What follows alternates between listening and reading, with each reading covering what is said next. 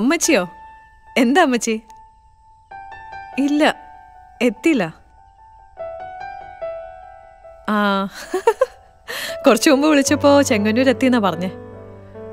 അല്ല, ഗൾഫില് റംസാന്റെ നോയമ്പ് തുടങ്ങിയല്ലേ, അതാ ഇത്തവണ നേരത്തെ.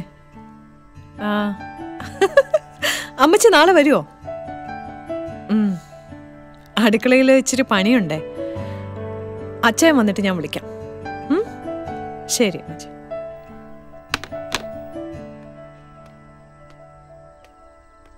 സീന, നീ അവിടെ എന്തെടുക്കുവാ? ഞാൻ പഠിക്കുക മമ്മേ. വാ തുറന്നാ കള്ളം, മൊബൈലായിരിക്കും.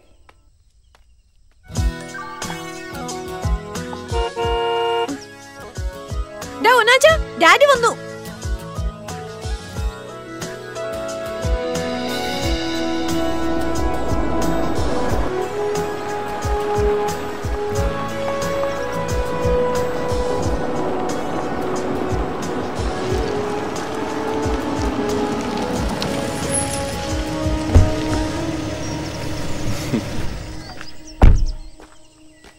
നീ അങ്ങ് കറുത്തു പോയല്ലോടാ. ആ അതിനിപ്പോ വീട്ടിൽ ഇരുന്നിട്ട് വേണ്ടേ, വെയിലത്ത് കളിച്ചു മറിയല്ലേ. ഡാഡി, എന്റെ മൊബൈൽ എന്തേ? കൊണ്ടുവന്നിട്ടുണ്ടടാ, നീ വാ. അതിന്റെ ഒരു കുറവും കൂടെ ഇവനേ ഉള്ളൂ. മോളെ, പഠിത്തമൊക്കെ എങ്ങനെയുണ്ട്? നന്നായി പോകുന്നു ഡാഡി. ആണല്ലേ? ആ നീ ആ സാധനം എടുത്തു വെച്ചിട്ട് പോയിക്കോ, വൈകിട്ട് കാണണം കേട്ടോ. ആ ഫ്ലൈറ്റിൽ നിന്നൊന്നും കഴിച്ചില്ലല്ലോ അച്ഛാ? ഒന്നും കഴിച്ചില്ല. എന്താ സ്പെഷ്യൽ? ബീഫ് കറി ഉണ്ട്. ഞാൻ ഫ്രഷ് ആയിട്ട് വരാം.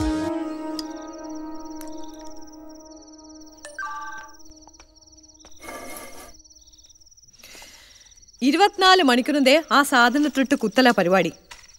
ചാറ്റിങ്ങോ മെസ്സേജിങ്ങോ ആർക്കാണാവോ, കർത്താവിനറിയാം. പിന്നെ കർത്താവിന് ഇതല്ലേ പണി. ഡാഡി, എന്റെ മൊബൈൽ എന്തിയെ? ഞാൻ മേടിച്ചതാടാ, കൊണ്ടുവരാനങ്ങ് മറന്നുപോയി. കണ്ടോ, ചെറുക്കന് മൂക്കത്താ ദേഷ്യം. വന്നിരുന്ന കഴിക്കാൻ നോക്കിയേ. എന്റെ പൊന്നുമോളെ, നീ ആ സാധനം മാറ്റി വെച്ചിട്ട് ആഹാരം എടുത്ത് കഴിക്കാൻ നോക്ക്. അച്ചായ, ഇപ്രാവശ്യമെങ്കിലും ഇവളുടെ കാര്യത്തിൽ ഒരു തീരുമാനം എടുക്കണേ. അപറാച്ചൻ എന്ന് പറഞ്ഞ കാര്യം എന്തായി? മമ്മിക്ക് എപ്പോഴും ഇത് എന്നെ പറയാനുള്ളൂ. എനിക്കിപ്പോ കല്യാണമൊന്നും വേണ്ട ഡാഡി, ജോലിയൊക്കെ കിട്ടിയിട്ട് മതി, ഞാനൊന്ന് മനസ്സമാധാനത്തോട് ജീവിച്ചോട്ടെ. ഇങ്ങനെയാണെങ്കിൽ നീ ഇവിടെ മൂത്ത് നടിച്ച് നിക്കത്തേ ഉള്ളൂ. അവൾ എപ്പോഴാന്ന് വെച്ചാൽ തീരുമാനിക്കട്ടെ, നമ്മളായിട്ട് നിർബന്ധിക്കണ്ട. ശരി, അങ്ങനെ ആയിക്കോട്ടെ. എന്തെങ്കിലും ആയാലേ ദയവ് ചെയ്ത് എന്നോട് ചോദിക്കല്ലേ. ഒരപ്പനും മോളും.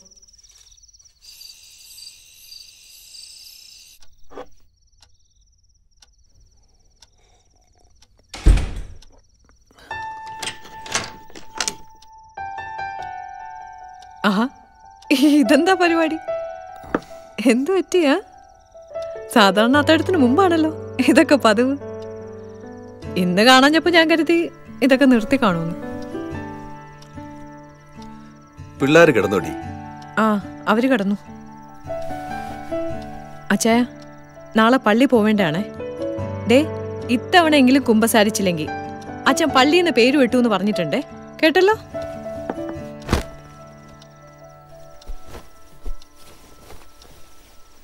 ഒന്ന് നിർത്തിയിട്ട് ഒന്ന് കിടക്കിച്ചായ. നീ കിടന്നോടി.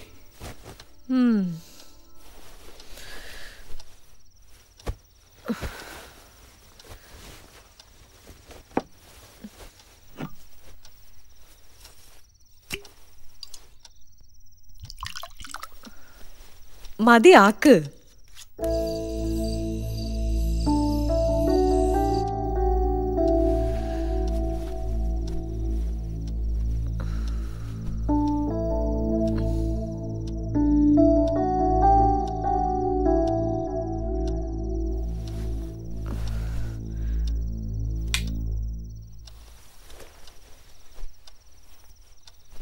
അച്ഛൻ ഉറങ്ങിയില്ലേ? ആ, എന്തു പറ്റി അച്ഛായ? ഞാനൊരു കാര്യം പറഞ്ഞ നിനക്കെന്നോട് ദേഷ്യം തോന്നുന്നു എൽസി. എനിക്കൊന്നും തോന്നത്തില്ല. അച്ഛൻ കാര്യം പറ. ആദ്യം ഞാൻ കുമ്പസരിക്കേണ്ടത് നിന്നോട്. എന്നാലേ. അച്ഛൻ എന്നോടല്ലേ പറയുന്നേ? എന്തായാലും അച്ഛൻ പറ.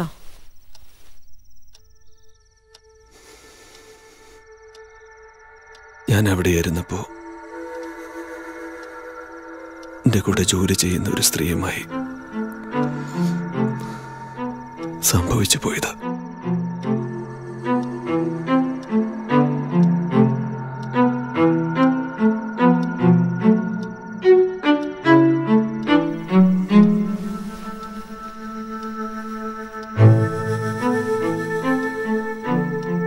അച്ഛൻ തുറന്നു പറയാനുള്ള മനസ്സെങ്കിലും കാണിച്ചല്ലോ. നിനക്കെന്നോട് വെറുപ്പ് തോന്നില്ല എൽസി?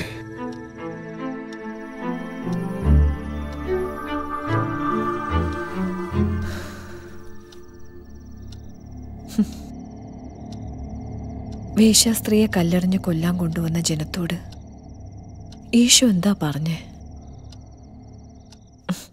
നിങ്ങളിൽ കുറ്റം ചെയ്യാത്തവർ ഇവളെ കല്ലെറിയട്ടെ എന്ന്. ആരെങ്കിലും എറിഞ്ഞു വച്ചായ?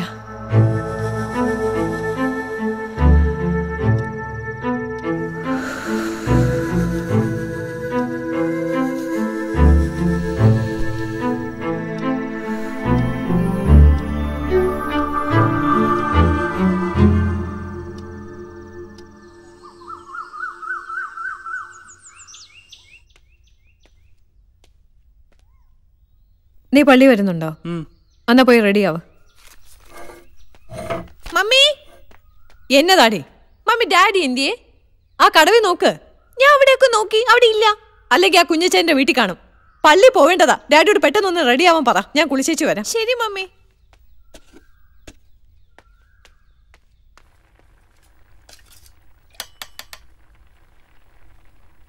മമ്മി നീ അവിടെ എന്തെടുക്കുമായിരുന്നു? ഡാഡി എന്തിയേ? അവിടെ ഇല്ല മമ്മി. അവിടെ ഇല്ലേ? നീ ആ വർഗീസിന്റെ വീട്ടിൽ നോക്കിയോ? ആ നോക്കി, അവിടെ ചെന്നിട്ടില്ല. ആ ഫോണിങ്ങെടുത്തേ. ആ പോയി റെഡിയാവ്. ആ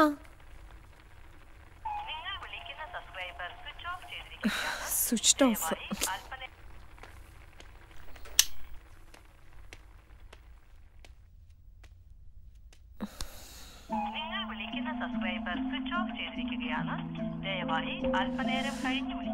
ഇത് ഞാനിത് എവിടെ പോയി കിടക്കുക?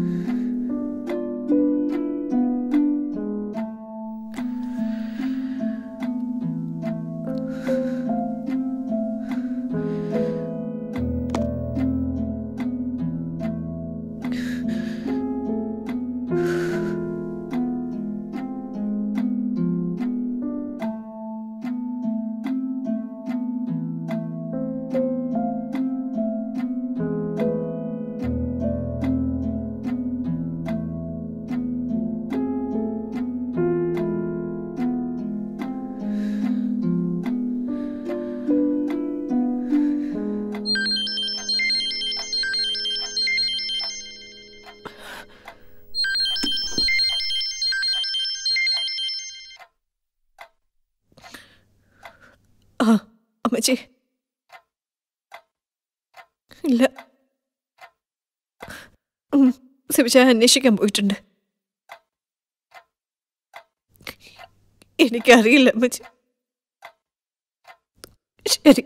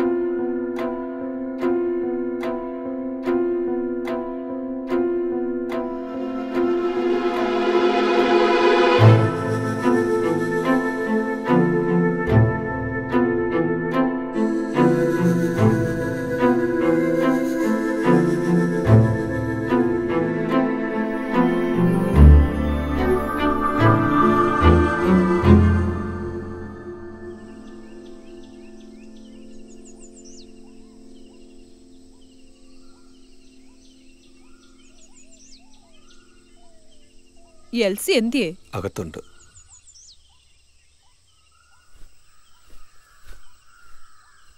കുളത്തിലെ പോയിട്ട് അവിടെ നിന്നല്ലേ പറഞ്ഞത്? ഇപ്പൊ എന്താ ചെയ്യാൻ? അല്ല, ഇനി അന്വേഷിക്കാന്നിടത്തൊക്കെ നമ്മൾ അന്വേഷിച്ചു. ഇനി പോലീസിൽ അറിയിക്കുന്നത് നല്ലതെന്നാ എന്റെ അഭിപ്രായം. അതാ എന്റെ അഭിപ്രായം.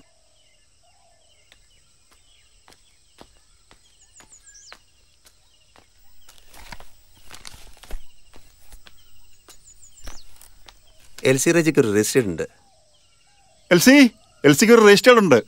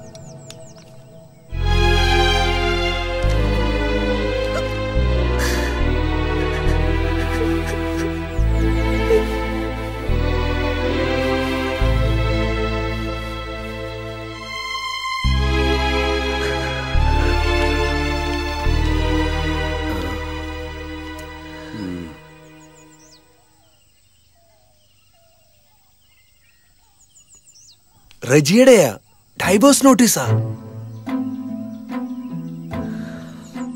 വേശ്യാസ്ത്രീയെ കല്ലെറിഞ്ഞ് കൊല്ലാൻ കൊണ്ടുവന്ന ജനത്തോട് യേശു എന്താ പറഞ്ഞേ? നിങ്ങളിൽ കുറ്റം ചെയ്യാത്തവർ ഇവളെ കല്ലെറിയട്ടെ എന്ന്. എന്നിട്ട് ആരെങ്കിലും എറിഞ്ഞു വച്ചായാ?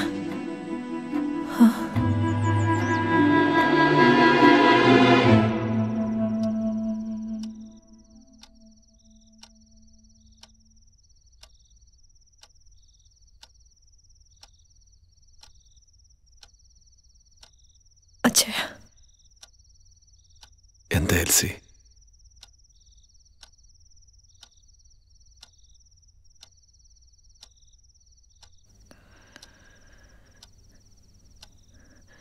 എനിക്കും ഒരബദ്ധം പറ്റി.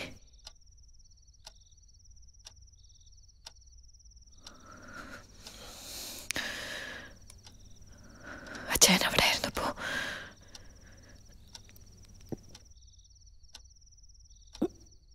ഞാനും ഒരാളുമായി